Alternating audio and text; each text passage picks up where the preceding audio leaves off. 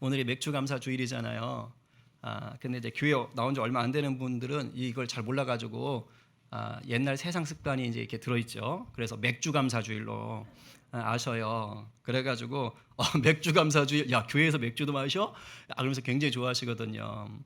근데 맥주가 아니고 맥주입니다. 그죠? 근데 아침에도 우리 집에서 이런 일이 있었어요. 제 아내가 우리 시원이한테 야 맥주 감사 주일이니까 헌금 준비했더니 맥주 감사 주일? 오늘 맥주 마셔? 이러면서 그 아빠의 그 설교를 이렇게 엿본 것처럼 그런 해프닝이 있었는데 하여튼 맥주 감사 주일이에요. 알겠죠? 맥주 무슨 맥자입니까? 맥콜 맥자 아닙니다. 무슨 맥자예요? 보리 맥자예요. 그리고 추자는 추수할 때 거둘 추자 써서 맥주입니다. 근데 이 맥주 감사 주일은 구약 성경 구약에서 유래한 거예요. 그래서 이제 구약의 출애굽기에 보면 맥주절이라는 말이 딱 2번 나와요. 그러니까 성경에 딱 2번 나오는 거예요. 맥주절이 이 맥주절은 유대인들에게 3대 명절이 있어요. 뭐예요? 하나는 유월절, 또 하나는 저쪽 가을에 있는 거 초막절 또는 뭐 장막절, 뭐 또 수장절이라고 하는 게 있고 그 다음에 이제 오늘 이게 뭐예요? 맥주절. 이게 세 가지가 3대 명절이에요. 근데 이 맥주절은 뭐냐? 유대인들이 이제 농사를 짓는데 2번 수확을 해요. 그래서 봄에 한번 수확하는데 이때 첫 번째 수확하는 것에 감사하는 거예요. 첫 번째 수확하는 것에. 그런데 이 날이 언제냐면 6월절 지난 다음에 일주일이 7번 지난 때. 그래서 50일째 해서 오순절, 순자가 열흘 순자잖아요. 그래서 오순절 또는 일주일 7번 그래서 77 그래서 77절 이렇게 말을 하기도 합니다. 알아두시면 좋을 것 같아요. 자, 그런데 우리가 보리맥자를 쓰지만 사실은 이때 보리를 수확하지 않았어요. 유대인들은 이때 밀을 수확했습니다. 그런데 구약 성경에는 보리맥자를 썼잖아요. 근데 구약 성경에 써 있는 보리 맥자도 사실은 보리하고 아무 상관없어요. 히브리어 원어는 맨 앞에 쓰였던 거는 그냥 맥주절 했지만 수확하다 이런 뜻이고 두 번째 쓰인 맥주할 때 맥자는 보리 밀자예요. 원래 히브리어는. 근데 우리나라 성경에서 번역을 할 때 이것을 보리로 선택한 겁니다. 밀이라고 안 하고 보리를 선택했어요. 왜 그랬을까요? 저도 몰라요. 제가 번역 안 했으니까. 근데 추측하자면 이런 거예요. 우리나라 보리 농사하고 수확 언제 하지요? 안 해보셔서 모르는구나. 김성희 집사님. 네, 6월, 7월 요때 해요. 요때. 그러니까 우리 맥주절이 있는 요 시기하고 가장 가까워요. 네. 그리고 우리 민족 전통적으로 밀이 가깝습니까? 보리가 가깝습니까? 우리 보릿고개 있었잖아요. 그러니까 여기가 보리 수확할 때하고 비슷한 데다가 아무래도 보리가 가까우니까 밀 대신 성경을 번역할 때는 보리맥자를 쓴 게 아닌가 이런 생각을 해요. 그래서 우리나라는 7월 첫째 주일을 맥주감사 주일로 섬기고 있다라고 하는 거예요. 근데 문제는 뭐냐? 정작 우리의 삶이 보리나 밀 수확하고는 아무 상관이 없어요. 여기선 농사 짓는 분들도 거의 없잖아요. 이제 그런 생각을 하는 거예요. 뭐요? 맥주감사주일 우리랑 아무 상관없는 거 아니요? 그 목사님 괜히 헌금 뜯어내려고 그것도 괜히 하는 거 아니요?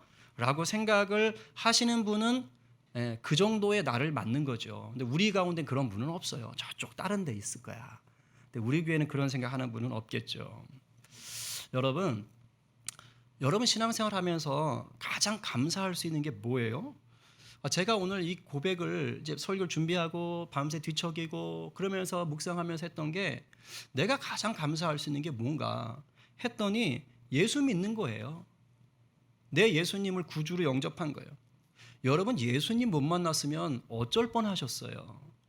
예수님 못 만나셨으면 그냥 이 세상이 전부인 줄 알고 이 세상에서 묶여 살다가 나중에 죽어서는 영원토록 지옥 불구덩이 속에서 그 괴롭게 소리 질러야 되잖아요. 예수님 못 만났으면 그냥 죄인으로 와서 죄인으로 끝날 인생이었다. 그런데 예수님 덕분에 이 땅 사는 동안 천국의 소망을 심을 수 있지요. 죽어서는 영원한 천국에서 우리 주님과 댄스 파티 하면서 부활의 몸을 입고 즐겁게 살 수 있잖아요. 하나님 자녀가 됐다고요. 아니 이것만 생각해도 큰 감사 아니에요? 전 이게 참 감사하더라고요. 예수님 덕분에 그냥 하루하루를 감사를 추수하는 자가 될 수 있는 거예요. 감사를 추수할 수 있는 자. 예수님 덕분에 때를 따라 주신 물질이 주님이 주신 은혜라고 고백할 수 있는 자가 된 거예요. 이런 마음을 가진 사람들에게 맥주 감사 주일이 어떤 날일까요? 그런 사람들에겐 지난 한 학기를 인도하고 돌보신 내 주님의 은혜를 다시 한번 전심으로 모아서 감사하는 기쁨의 시간이 될 수 있는 거예요.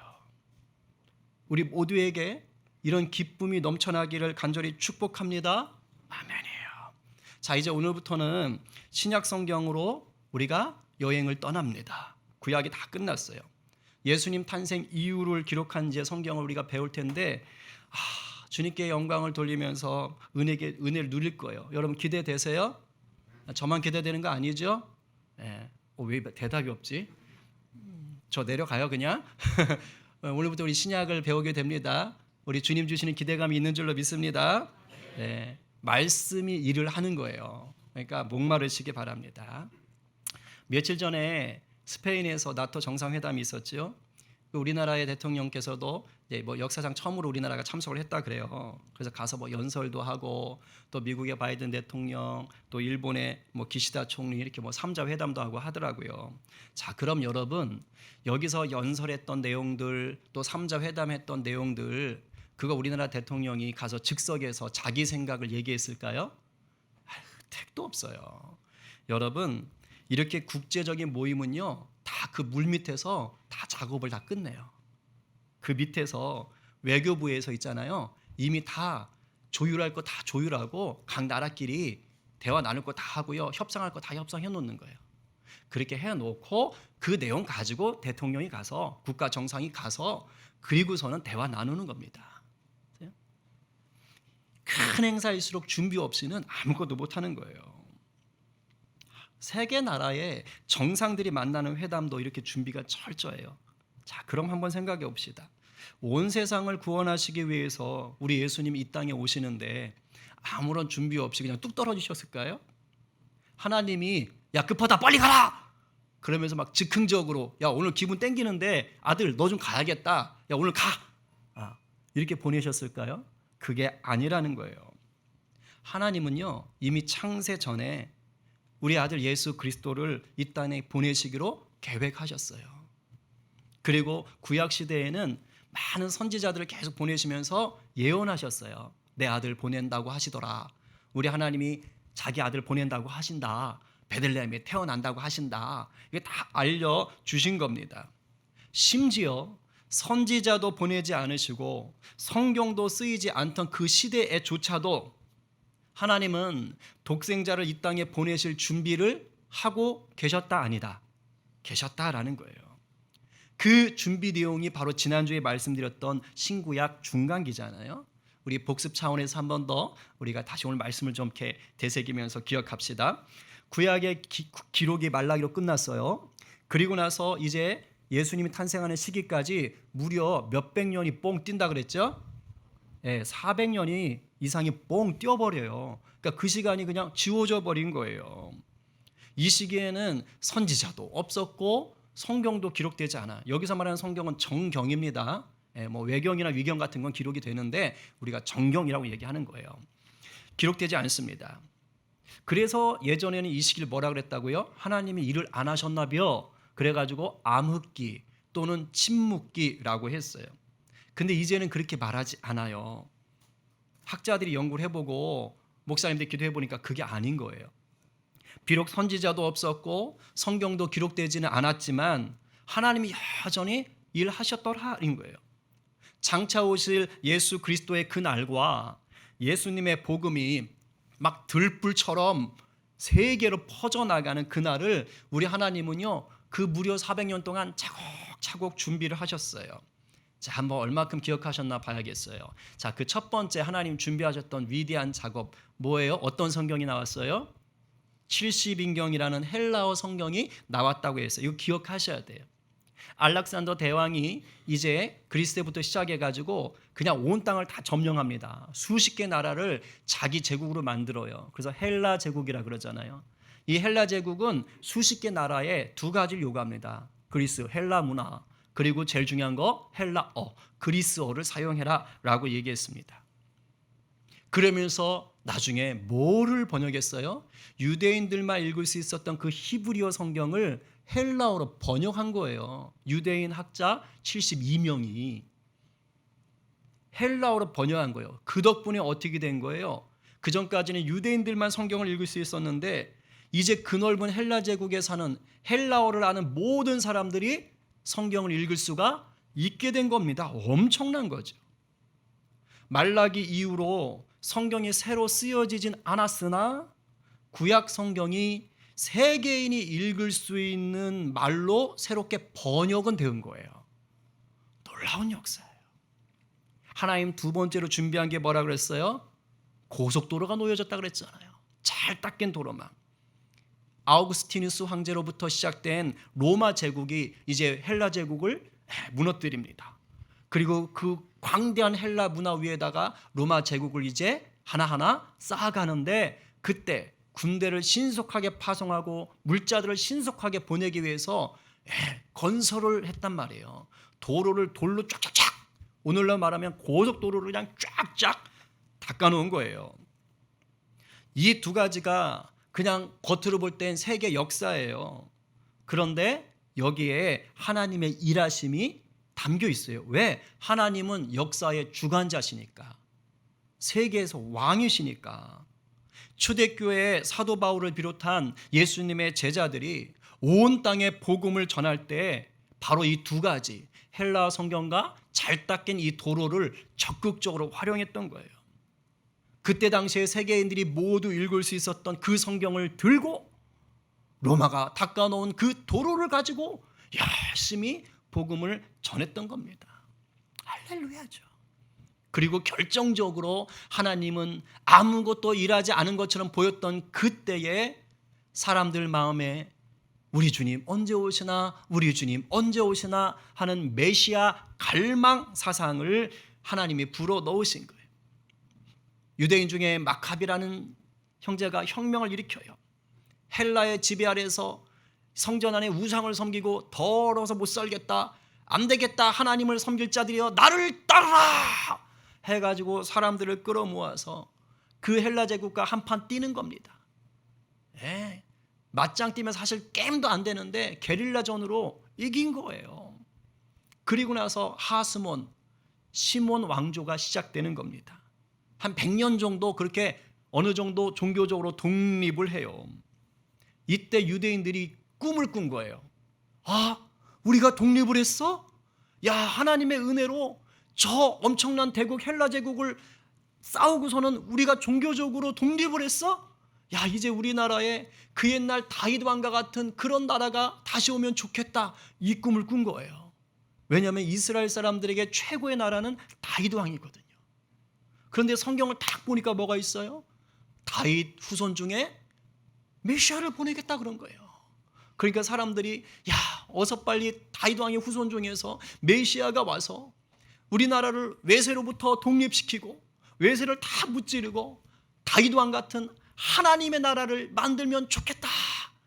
이런 열망이 막 일어나는 거예요. 막 일어나는 거예요. 마치 일제강점기 때 우리 민족에게 독립을 향한, 광복을 향한 막 꿈이 일듯이 막 이런 것이 올라오는 겁니다. 이 열망이 언제부터 시작됐느냐? 예수님이 오시기 전 한 160년 전부터 이런 열망이 막 무르익기 시작하는 거예요. 그래서 점점 커졌어요. 그러다가 이스라엘이 로마한테 점령을 당해요. 하여튼 이스라엘은요, 우리나라 못지 않아. 그냥 멀쩡하게 자기가 독립국가였던 적이 많지 않아요. 맨날 점령당해. 그게 헬라 제국이 떠나가니까 또 로마가 점령하거든요. 근데 로마가 점령하고 나서 한 60년 전도 지났을 때에 그때 비로소 뭐가요? 예수 그리스도가 그 땅에 오시는 거예요. 메시아가 오신 겁니다. 이 메시아가 그리스어로 하면 뭐예요? 그리스도가 되는 거예요. 그런데 하나님께서 예수님을 이 땅에 보내시기 위한 준비가 이걸로 다 끝났느냐? 아니요. 아직 하나가 남아 있어요. 예수님이 오시기 바로 전에 하나님이 이 마지막 준비를 최종 준비로 하나님이 딱 마련해 놓으셨어요. 이 마지막 최종 준비가 뭘까요? 예수님 오시기 6개월 전에 하나님이 준비하신 거예요. 바로 세례 요한을 보내서 예수님이 오실 길을 준비하라! 라고 하신 겁니다. 근데 이 요한이라는 사람도요, 기적으로 태어난 사람이에요. 요한의 아버지 이름이 사가랴인데 제사장입니다. 저 제사장 복장이에요. 그리고 어머니 이름은 엘리사벳인데 여러분 예수님의 엄마 이름이 누구지요? 오, 갑자기 충격이 오네. 예수님의 제가 엄마라 해서 헷갈렸나? 예수님의 어머니 이름이 누구세요? 마리아. 이렇게 하니까 대답을 하는구나. 예. 예수님의 어머니 마리아잖아요. 이 마리아의 친척이에요. 엘리사벳이 친척입니다. 자, 그런데 이 요한의 부모가 엄청 보세요. 안 젊잖아요. 그죠? 노인들이세요. 그러니까 생물학적으로는 자녀를 낳을 수 없는 몸인 거예요. 너무 늙으신 거죠. 그래서 자녀를 꿈도 못 꾸는데 하나님이 역사하신 거예요. 너희들을 통해서 내 외아들 예수 그리스도의 길을 준비할 자를 내가 보내겠다 한 거예요. 그래서 기적을 베푸신 겁니다. 그래서 예수님보다 6개월 먼저 요한이 태어나는 거예요. 응애. 그러니까 예수님한테는 누구예요? 사촌형 정도 되는 겁니다. 그리고 여기서 말하는 요한은 예수님의 12제자 요한 아닙니다. 별명을 세례 요한으로 붙이는 이유가 있어요. 예수님의 요한과 좀 구별하는 겁니다. 자, 그런데 이 요한은요 대단했어요. 왜냐하면 예수님의 오실 길을 준비해야 되니까 하나님이 뱃속에서부터 성령 충만하게 했어요. 우리 청년들 나중에 결혼하고 자녀 이제 갖게 될 때 이런 은혜가 있기를 축복합니다. 우리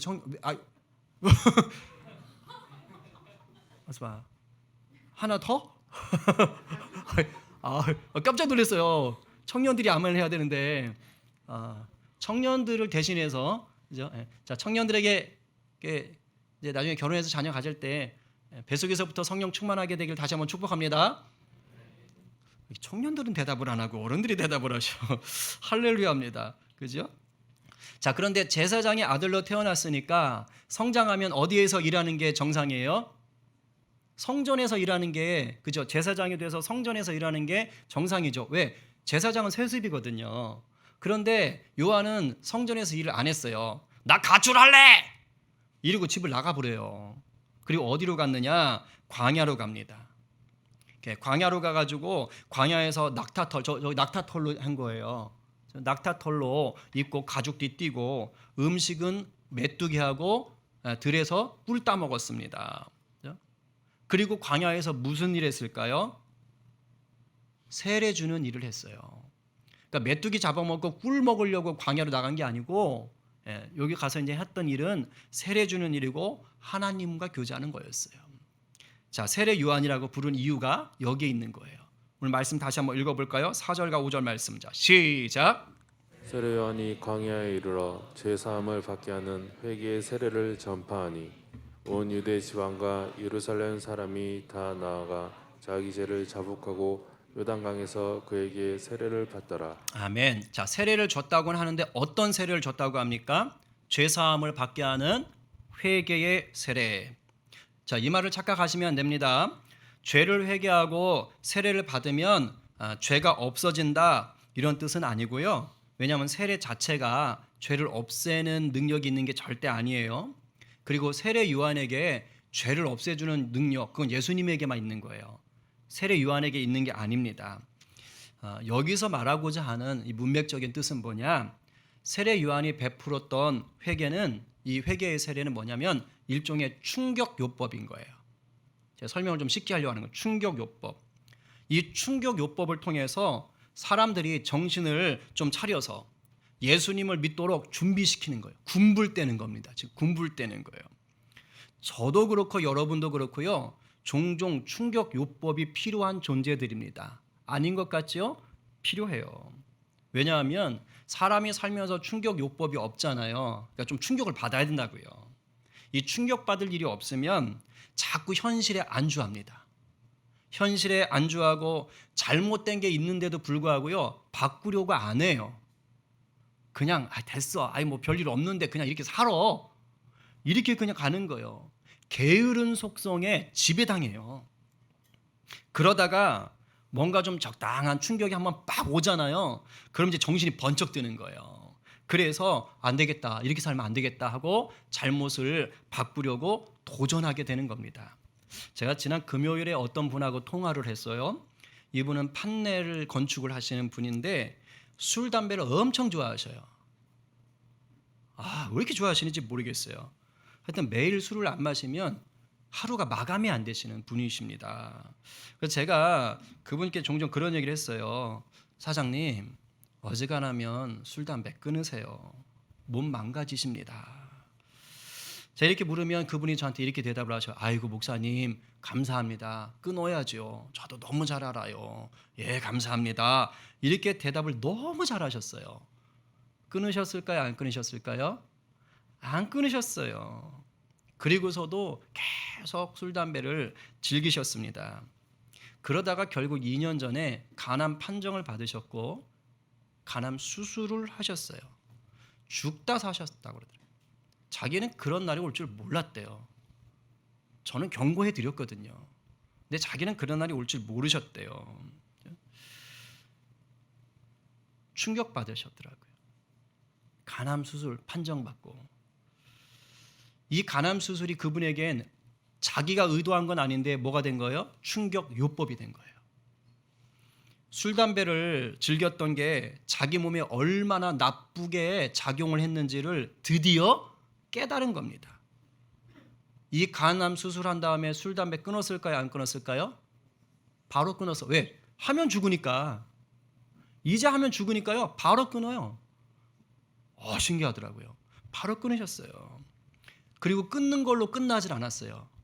이제 자기가 살아야 되니까 건강을 회복할 수 있는 것을 찾더라고요. 근데 코로나 기간이니까 어디 사람들을 만나서 뭐 운동도 못 하고 그러니까 이분이 찾은 게 뭐냐면 등산하시는 거라 그러더라고요. 혼자서 할 수 있으니까. 그러면서 자기 몸을 추스리는 거예요. 그러니까 충격 요법을 받고 새롭게 사는 것을 준비해서 나가시는 거죠. 세례 요한의 세례가 이와 비슷하다고요.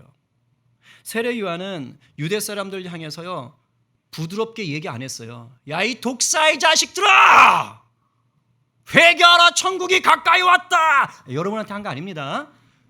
이렇게 했을 거라 이거예요. 아주 무섭게 선포했습니다. 그러니까 이 말을 듣고 당시 하나님의 법을 떠나 살던 유대인들이 충격을 받은 거예요. 왜냐하면 세례 요한의 말에 권위가 있었거든요. 그래 이 말을 듣고 내가 이렇게 살면 안 되는구나 라고 깨달은 겁니다. 그래서 하나님이 싫어하시던 삶이 어떤 것인지를 이제 알게 되고 그럼 이제 하나님 잘 믿어야겠는데 이렇게 생각하는 사람들에게 뭘 줬다고요? 세례를 베푼 거예요. 나 이렇게 살면 안 되겠네. 그러네. 내가 잘못했네. 그런 자들이 나와서 세례를 받은 거예요. 그럼 이렇게 회개한 사람들이 세례를 받은 후에 어떤 생각을 하겠어요? 다시 옛날로 돌아가서 나쁜 짓 해야지 이럴까요? 아니에요. 자, 그럼 내가 하나님을 잘 섬기려면 어떻게 살아야 될까를 생각하는 거예요. 이러면서 하나님 잘 믿을 방법들을 찾아보기 생각하는 겁니다. 마치 우리가 은혜 받고 나면 무슨 생각해요? 내가 예수님의 영광을 위해서 내 몸을 바치겠어. 뭘 해야 되지? 교회 봉사 뭐 할까? 가만 있어봐. 여름에 단기 선교 한번 가볼까? 이렇게 생각하는 거하고 똑같은 겁니다. 이런 마음을 가지고 있는 자들이 예수님, 곧 오실 예수님을 만나면 어떻게 되겠어요? 저분이시구나 하고 마음의 문을 활짝 열 거 아니에요. 그러니까 세례 요한이 요거 준비시킨 거예요. 요거 지금 요거 하라고 하나님이 보내신 거예요. 한번 말씀 읽어봅시다. 2절 말씀 시작. 광야에 외치는 자의 소리가 있어 이르되 너희는 주의 길을 준비하라. 그의 오실 길을 곧게 하라. 기록된 것 같습니다. 아멘. 주의 길을 준비하기 위해 광야에서 외치는 자의 소리가 있다고 얘기해요. 바로 세례 요한입니다.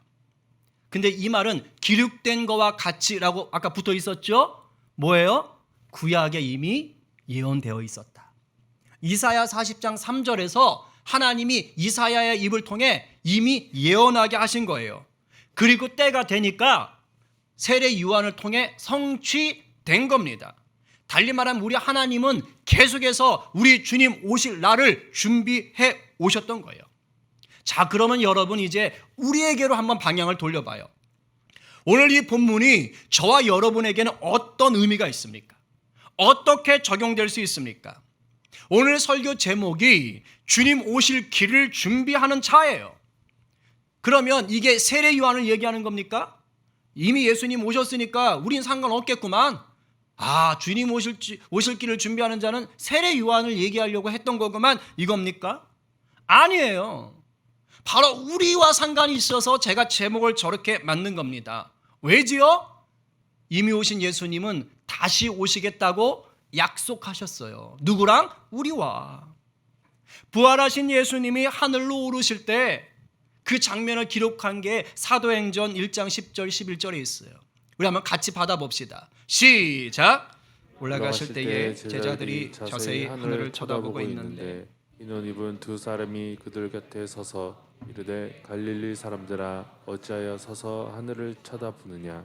너희 가운데서 하늘로 올려주신 이 예수는 하늘로 가심을 본 그대로 오시리라 하였느니라. 아멘. 난 갈릴리 사람 아닌데요. 우리 영적으로 다 갈릴리 사람인 거예요.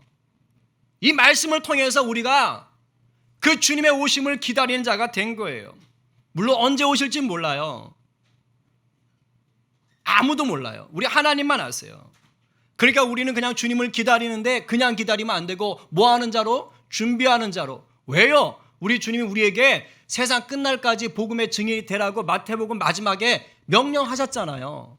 그러니까 우리가 준비하는 자로 이미 하나님이 우리를 선택하신 거라고요. 그럼 우리가 어떠한 태도로 우리 주님 오실 길을 준비해야 되는가? 오늘 말씀을 통해 세례 요한적인 태도가 필요하다고 저는 여러분에게 말씀드리고 싶은 거예요. 어떤 태도냐? 첫 번째는요, 여러분의 삶의 자리에 광야가 있어야 돼요. 광야가. 여러분, 광야는요, 세상 속에는 존재합니다. 지구 바깥에 광야 있는 거 아니에요. 세상에 있어요. 당시 이스라엘 땅덩어리 속에 광야가 있었어요. 그러나 세상의 중심과는 거리가 있는 것이에요. 세상의 중심에서 떨어져 있어요. 광야는 세상의 화려함도 풍요함도 없는 텅 빈 곳입니다. 저곳이 어딘지 아세요? 오늘 세례 요한이 2000년 전에 일했던 일터예요. 저곳이 유대 광야, 예루살렘에서 여리고로 내려가는 길에 있는 유대 광야입니다. 뭐 있어요? 아무것도 없잖아요. 넓게 보이는 거예요. 뭐 있어요? 저기 성전이 있나요? 시장이 있나요? 멋진 호텔 주택이 있나요? 아무것도 없어요. 텅 빈 것입니다. 그래서 누구에게 집중할 수 있는 곳이지요? 하나님. 하나님만 바라볼 수 있는 곳이 광야이고 하나님으로 가득 채울 수 있는 곳이 광야인 것이에요. 오늘날 우리들의 삶은 정말 눈코 뜰 새 없이 바쁩니다.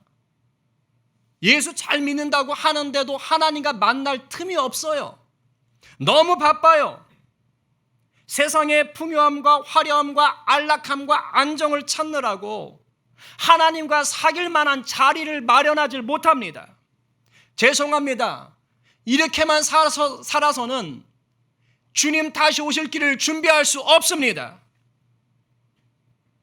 사는 건 사세요. 그러나 이런 일상 속에 뭐가 있어야 된다고요? 반드시 영적인 광야가 있어야 돼요. 영적 광야를 만들어 내셔야 됩니다. 세례 요한처럼 세상 속에는 있지만 세상과는 거리를 둔 그곳 광야로 찾아가셔야 돼요. 일상의 분주함 속에서 그 분주함과 거리를 둘 수 있는 영적인 광야를 찾아내야 합니다. 영적인 광야는 다른 게 아니에요. 이렇게 공예배 시간도 영적 광야가 될 수 있고 또한 반드시 필요한 개인의 예배 시간인 겁니다. 여러분 주일 예배나 베들 예배에 그냥 대충 왔다 습관적으로 하지 마세요. 이곳이 나의 영적 광야다 확보됐잖아요. 세상의 일들을 뒤로하고 모일 수 있잖아요. 이곳을 적극적으로 광야로 만드셔야 됩니다. 예배 드릴 때 목숨 걸고 하나님과 교제하길 꿈꾸셔야 되는 거예요. 허투루 예배하지 마세요. 그리고 길을 쓰고 개인의 예배 시간 만드셔야 돼요. 딴 거 없어요. 말씀 붙잡고 기도하는 걸 얘기하는 것입니다. 어디서든 할 수 있어요. 운전하며 오가면서 하실 수 있고, 안 되면 화장실 들어가서 할 수 있고. 제 화장실에서 왜 안 나와? 광야입니다. 이렇게 선포할 수 있어야 되는 거예요. 혼자 하는 게 너무 어려우면 한동안 좀 기도 훈련하세요. 임재 기도라도 오세요. 맨날 왜 고진철 집사님하고 저만 있어야 되는 거예요? 코로나도 끝났는데 정말 온다는 용수는 오지도 않고. 말씀과 기도라는 영적 광야에 들어가지 않고는 그 누구도 주님의 길을 제대로 준비할 수가 없습니다. 영적 광야를 통해 내 주님과 친밀함을 누릴 때만 세상을 이기는 하늘의 지혜와 능력을 공급받을 수 있는 거예요. 이 은혜가 여러분 가운데 오늘부터 있기를 간절히 축복합니다. 광야를 만드세요. 둘째, 내가 돋보이는 것이 아니라 나를 통해 복음이 드러나기를 힘쓰셔야 돼요. 세례 요한을 보고 외치는 자라고 하지 않고요, 외치는 자의 소리라고 했어요. 이 말에 주목하셔야 돼요. 굉장히 어색한 말입니다. 아니, 사람 보고 외치는 자라고 하면 됐지 왜 소리래? 뭘 강조하고 싶은 거예요? 외치는 사람인 세례 요한이 아니라, 네가 외치는 그 소리를 강조하고 싶은 거예요. 세례 요한의 말을 강조하고 싶은 거예요. 세례 요한이 외친 그 소리가 뭡니까? 복음. 복음. 외치는 자의 소리라는 것은 복음의 전달자를 돋보이게 하는 것이 아니라 복음 자체를 강조하는 거예요. 여러분, 사실 세례 요한이 슈퍼스타입니다. 유대인들에게 당시 엄청난 영향력을 끼쳤어요. 어느 정도였느냐? 사람들이 수근수근 대기를, 혹시 저 사람 메시아 아니야? 구약에 기록된 메시아가 세례 요한인 줄 알았다니까요, 사람들이. 그래서 유대 지도층들까지도 막 몰려왔어요. 한번 세례 받아볼까? 엄청났어요. 종교적인 슈퍼스타였다고요. 이러면 좀 교만해질 수 있거든요. 막 그 신유의 은사 있잖아요. 막 병 고치는 은사 있고, 막 귀신 내쫓고, 이런 목사님들이 굉장히 겸손하셨다가 나중에 말로가 안 좋아요. 왜냐면 하도 능력들이 드러나니까 주님이 하신 건데 사람들이 자꾸 이 목사님을 띄우다 보니까 나중에 목이 뻣뻣해지셔가지고 마지막에 많이 안 좋은 경우가 있거든요. 근데 세례 요한은요, 정체성이 분명했어요. 철저하게 겸손했습니다. 나는 준비하는 자요. 주님만 높여야지. 읽어볼까요? 7절 8절 시작. 그가 전파하여 이르되 나보다 능력 많으신 이가 내 뒤에 오시나니 나는 굽혀 그의 신방끈을 풀고도 감당하지 못하겠노라. 나는 너에게 물로 세례를 베풀었거니와 그는 너에게 성령으로 세례를 베푸시리라. 내 뒤에 오는 분이 능력 많어. 나는 그분 신발끈도 못 풀어. 엄청난 분이요. 나는 물로 세례 주지, 그분은 성령 세례요. 이러면서 아이고, 난 아무것도 아니요. 이렇게 하는 거예요. 설교의 황태자라 불리는 영국의 스펄전 목사님에 대한 일화 중에 이런 이야기가 있어요. 이제 워낙 유명한 분인데, 이제 미국에 있는 목사님들이 이제 선교 여행 검 해가지고 영국으로 놀러 갔어요. 근데 영국엔 유명한 두 분 목사님이 있었거든요. 한 분이 스펄전 목사님이고 한 분이 조지프 파커 목사님이었습니다. 근데 미국에서 온 목사님들이 먼저 이 조지프 파커 목사님이 심우하는 교회에 예배를 드리러 간 거예요. 목사님이니까 당연히 예배하러 갔겠죠. 그래서 예배를 딱 드리고 나왔어요. 그리고 예배 드리고 나온 이 미국에서 여행 오신 목사님들이 이구동성으로 막 침이 마르도록 그러면서 했던 얘기가 있습니다. 뭔지 아세요? 와우! 조지프 파커 목사님은 정말 뛰어난 설교가야. 야, 어쩜 저렇게 설교를 잘하신다니? 죽이네. 이렇게 얘기를 했어요. 그리고 나서 그 다음에 이 스펄전 목사님이 심무하시는 교회도 가서 예배를 드렸습니다. 그리고 예배가 끝난 후에 이 미국에서 왔던 목사님들이 다 나와서 역시 이구동성으로 얼굴이 빨개져서 너무 기뻐하면서 외쳤어요. 뭐라고 했을까요? 할렐루야! 우리 예수님 정말 좋은 분이야. 우리 예수님 정말 위대한 구주야. 이렇게 외쳤대요. 뭘 말하고 싶은 거예요? 조지프 파커 목사님은 엉터리고 스펄전 목사님은 훌륭하다? 아니에요.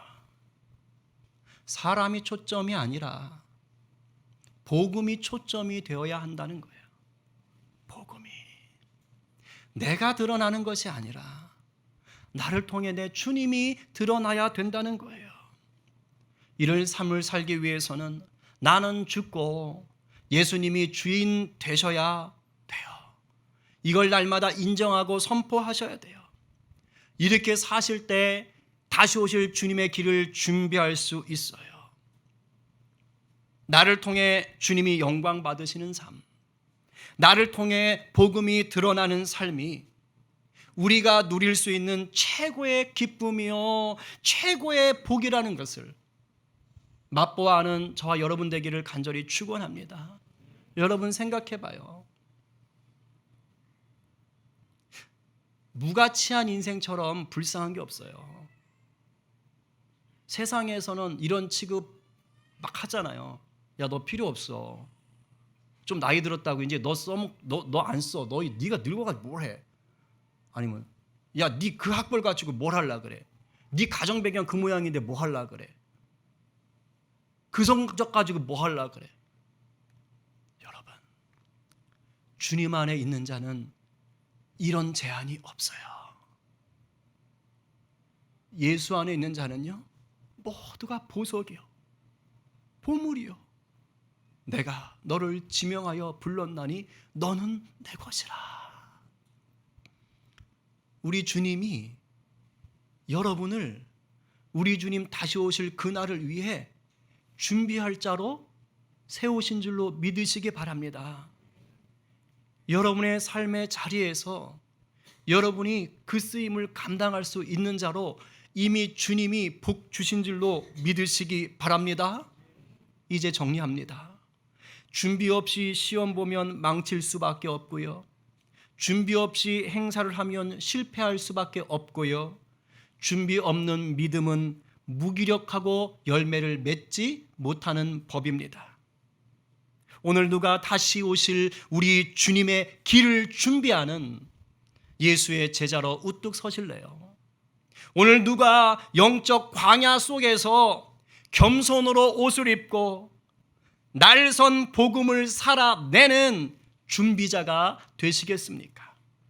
이 말씀 앞에 아멘입니다 라고 회답하는 저와 여러분 모두가 되기를 간절히 축원합니다.